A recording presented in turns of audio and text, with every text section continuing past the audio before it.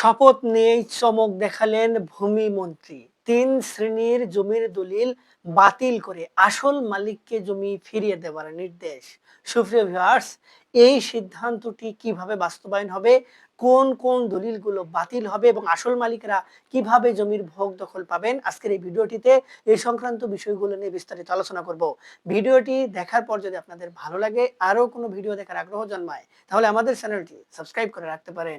আর পরবর্তীতে নতুন কোনো ভিডিওর নোটিফিকেশন পেতে সাবস্ক্রাইব বাটনের পাশের বেল আইকনটি চেপে দিয়ে রাখবেন। আসসালামু আলাইকুম সুপ্রিয় ভিউয়ার্স, বর্তমান বিএনপি সরকার নির্বাচনের আগে ঘোষণা দিয়েছিল যে তারা দুর্নীতির টুটি চেপে ধরবেন, অর্থাৎ দুর্নীতিকে চিরতরে মুক্তি দিয়ে ভূমি মালিক এবং দেশের জনগণকে চিরতরে একটি স্বচ্ছ ভূমি ব্যবস্থাপনা এবং সকল নাগরিক সেবা খুব সহজে প্রদান করবেন। এরই ধারাবাহিকতায় ভূমি মন্ত্রী শপথ নিয়েই দেখিয়েছেন চমক। তিনি ইতিমধ্যে ঘোষণা দিয়েছেন ভূমি মন্ত্রণালয়ের অধীনস্থ প্রতিষ্ঠানগুলো যেন দ্রুততার সহিত স্বচ্ছভাবে দুর্নীতি এবং ঘুষমুক্তভাবে ভূমি মালিকদের সেবা প্রদান করে। এরই ধারাবাহিকতায় যারা জমির অবৈধ দখলদার এবং যাদের ত্রুটিপূর্ণ মালিকানা রয়েছে, এই সকল জমির যারা মালিক এবং তাদের যে দলিলগুলো রয়েছে সেগুলো বাতিল হয়ে যাবে এবং যারা আসল মালিক তাদের জমির ভোগ দখল বুঝিয়ে দেওয়া হবে। এই দলিলগুলোর মধ্যে প্রথম দিকে হচ্ছে যে সকল জমির মালিক ভুয়া দলিল তৈরি করে জমির ভোগ দখল করছেন এবং যাদের জমির মালিকানা হস্তান্তরের যে প্রক্রিয়া সেটিতে সমস্যা রয়েছে এবং অরিজিনাল যারা মালিক তারা জমি এই সকল ব্যক্তিকে হস্তান্তর করে নাই, কিন্তু তারা তারপরেও দলিল তৈরি করে এমনি সম্পত্তিগুলো ভোগ দখল করছেন, এই সকল দলিলগুলো বাতিল হয়ে যাবে। এবং এক্ষেত্রে এগুলোর উদাহরণস্বরূপ ধরে দেওয়া হচ্ছে যে যে সকল ব্যক্তিদ্বয় জমির আসল মালিক তাদের কাছ থেকে যারা জমি ভোগ দখল করছে তারা ক্রয় করে নাই, ওয়ারিশান সূত্রে সম্পত্তি পায় নাই, কিংবা তারা সম্পত্তি কোনোভাবে তাদেরকে বৈধ প্রক্রিয়া হস্তান্তর করে নাই, এই ধরনের যে সকল দলিল তৈরি হয়েছে এগুলো বাতিল। এবং তারা জমি ভোগ দখল যদি ১০০ বছরও করে তাহলে তাদের ওই সকল ভোগ দখল বাতিল হয়ে যাবে, তাদের জমির মালিকানা বাতিল হবে। এবং যারা জমির আসল মালিক, যারা সম্পত্তি হস্তান্তর করে নাই, সম্পত্তি ওয়ারিশান সূত্রে রেখে যায় নাই, কিংবা যারা ওয়ারিশ তাদের সম্পত্তিগুলো কোনোভাবে বঞ্চিত করা হচ্ছে তাদেরকে, এই সকল সম্পত্তির যে সকল মালিকরা তারা কিন্তু সম্পত্তির ভোগ দখল বুঝে পাবেন। এবং এই সকল দলিল চিহ্নিত করা হবে কিভাবে, যদি আসল মালিক সেই ভুলগুলো ধরে দিতে পারেন এবং যারা ভোগ দখল করছেন এবং যাদের দলিল রয়েছে তারা যদি তাদের দলিলের অথেন্টিসিটি এবং আইনগত বৈধতা প্রমাণ করতে না পারেন তাহলে তাদের দলিলগুলো বাতিল হয়ে যাবে। এবং এক্ষেত্রে কিছু বিশেষ নির্দেশনা কিন্তু ইতিমধ্যে আইন মন্ত্রণালয় এবং আদালত থেকে সম্পূর্ণরূপে ক্ষমতা প্রদান করা হয়েছে ডিসি অফিস এবং আমাদের যে লিগ্যাল এইড সেন্টার সেগুলোকে। এরা এই অভিযোগগুলো পাওয়ার পরই দ্রুততর সময়ের মধ্যে অ্যাকশন গ্রহণ করে জমির বৈধ মালিককে জমির ভোগ দখল বুঝিয়ে পাওয়ার ব্যাপারে সকল সহযোগিতা করবেন এবং আসল মালিককে যারা ঠকিয়ে জবরদখল করে অবৈধ পন্থায় সম্পত্তি ভোগ দখল করছে তাদেরকে সম্পত্তি থেকে উচ্ছেদ করতে পারবেন। প্রয়োজনীয় অনুসারে তারা তাদেরকে আইনের আওতায়ও নিয়ে আসতে পারবেন।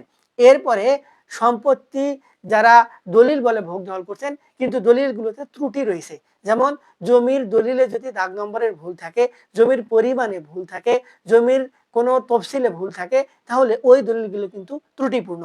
যদি ধরুন এমন হয় যে জমির দাগ নম্বর ৩০ কিন্তু জমির দলিলে উল্লেখ রয়েছে ৪০, এখন ওই দলিলগুলো পরবর্তীতে কেটে ঘষে মেজে আপনারা ভোগ দখল করছেন জমিগুলো, তো আপনারা যদি বৈধ প্রক্রিয়ায় জমিগুলো হস্তান্তর করে নেন কিন্তু দলিলে যদি ত্রুটি থাকে, অর্থাৎ এই যে ত্রুটির কথা বললাম যে জমির দাতার নাম কিংবা জমির দাগ নম্বর, জমির পরিমাণ, এগুলোতে যদি ভুল থাকে তাহলে কিন্তু ওই জমির দলিলটি দিয়ে সম্পত্তি ভোগ দখলের বৈধ কোনো হিস্টোরি কিংবা সার্থকতা কিংবা আইনি প্রক্রিয়ার মধ্যে যাওয়ার সুযোগ নেই।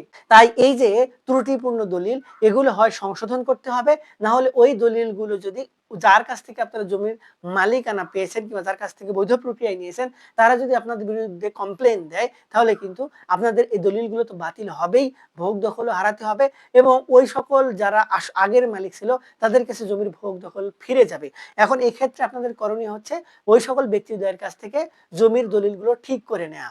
এক্ষেত্রে আপনাদের এই কাজটি করা ছাড়া বিকল্প কিন্তু উপায় নেই, তাই এখনই কিন্তু আপনাদের এই কাজটি সম্পন্ন করতে হবে।